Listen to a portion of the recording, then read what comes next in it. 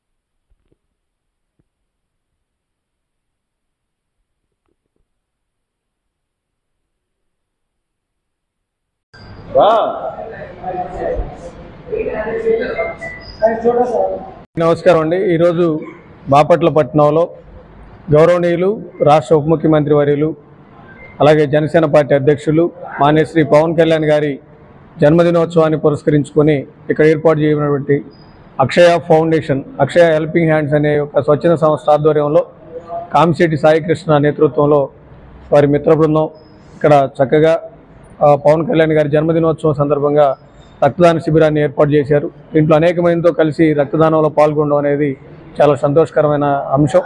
ఎవరైతే రక్తదానం చేస్తూ ఉన్నారో అలాగే రక్తదాన శిబిరాన్ని ఏర్పాటు చేసిన వారందరినీ కూడా, ముఖ్యంగా సాయిని అలాగే ఇక్కడ ఉన్నటువంటి జనసేన పార్టీ నాయకులు వీరందరినీ కూడా ప్రత్యేక అభినందనలు తెలియజేస్తూ ఉన్నాం.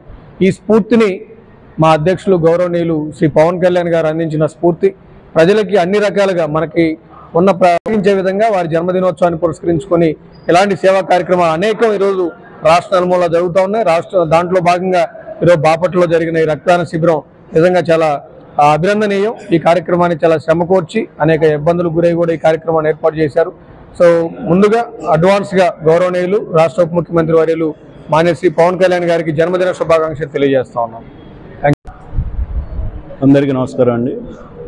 ఈరోజు మా జనసేనాని గౌరవ ఉప ముఖ్యమంత్రి వర్యులు పవన్ కళ్యాణ్ గారి జన్మదినం సందర్భంగా అక్షయ హెల్పింగ్ హ్యాండ్స్ ఆధ్వర్యంలో